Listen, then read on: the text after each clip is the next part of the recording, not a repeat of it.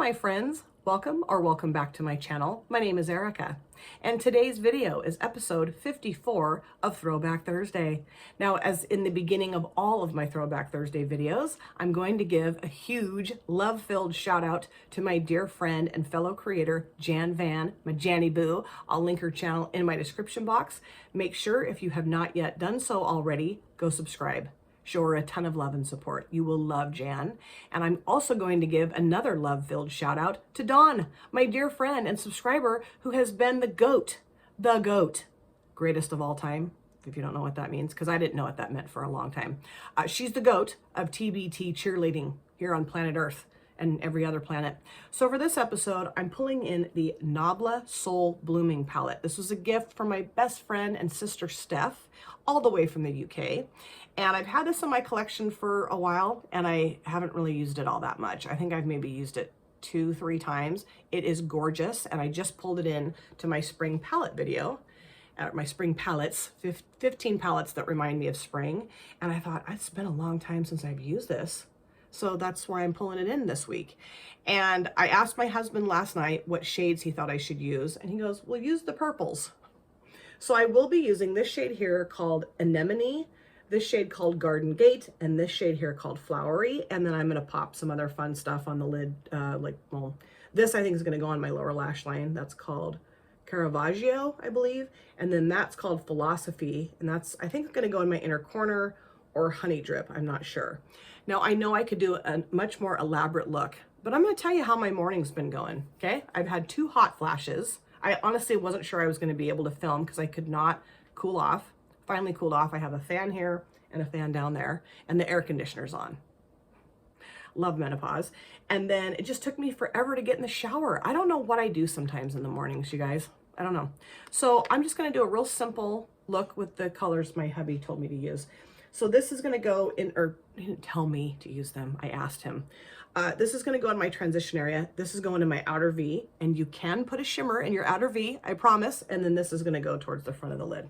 So 3 shadows on the lid. That's it. Yeah, baby.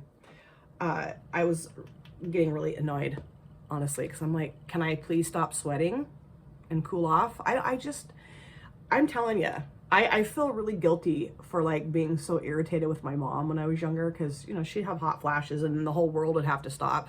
Because, you know, like I'd want to go somewhere with my friends and she was taking me and she'd be like, oh God, I'm having a hot flash. I got to cool off. We can't leave yet. And I'm like, Mom, come on. Like, I remember that happening a couple times.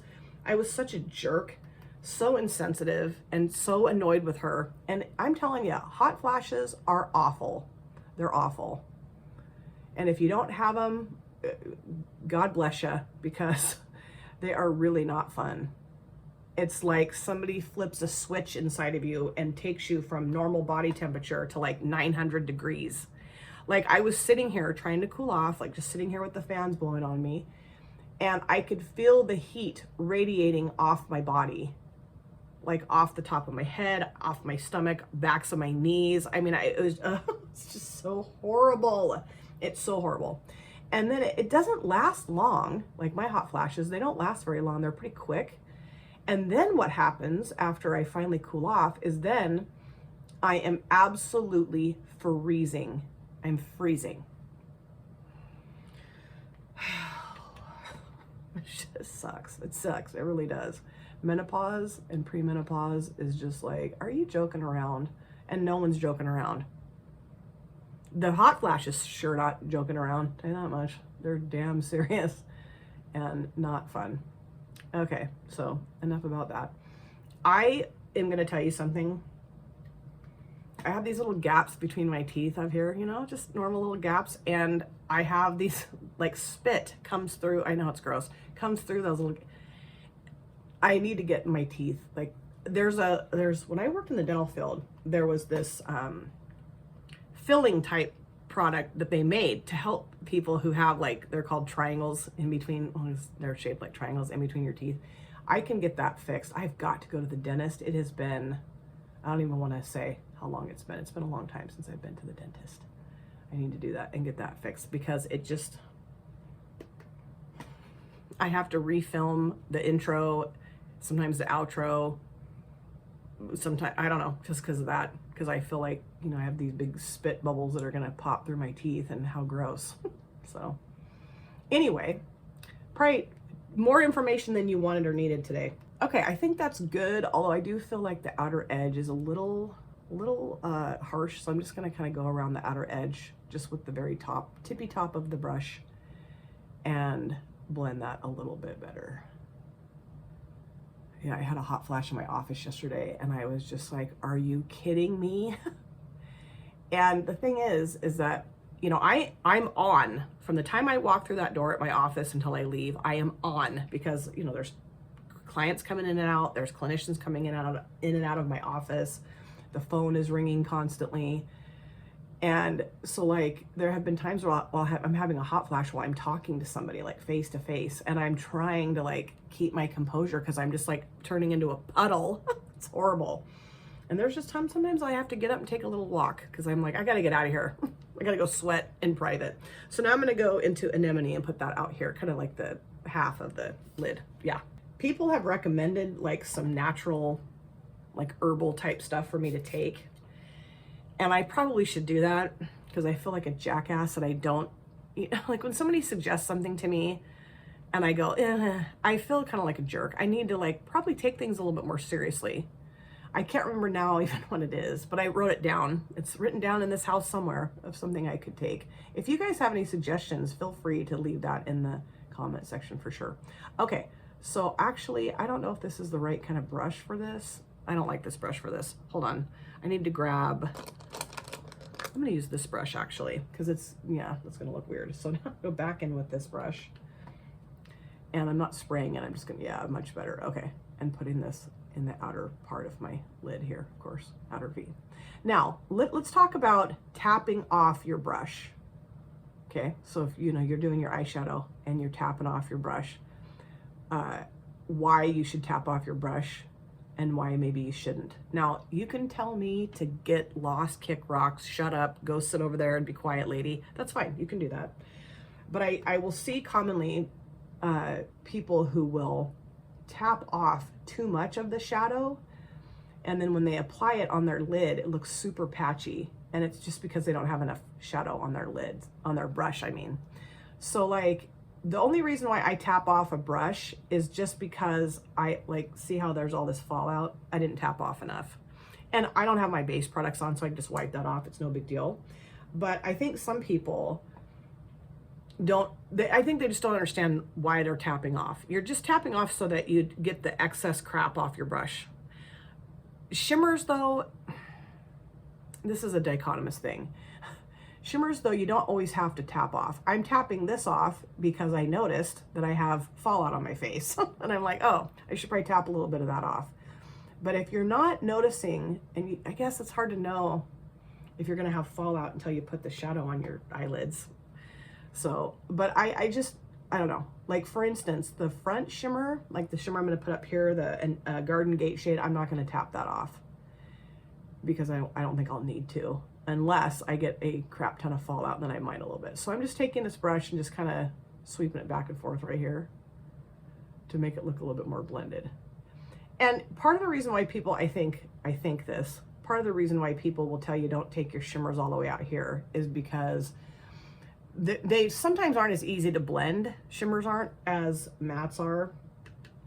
And I think too, the idea is that a matte just looks better out here, which, okay. And I think it does in most cases, but I do think this looks really cool too. And this is more of a satin shade.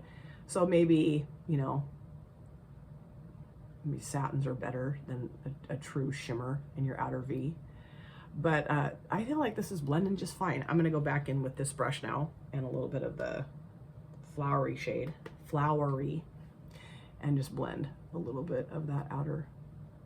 So yeah, just I would just be mindful. I'm tapping this off too because I'm trying not to have mattes.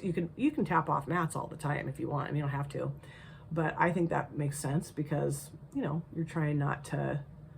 It's easier for me to have less matte on the brush, a less matte shadow. Okay, it's easier for me to have less amount of a matte shadow on a brush and build.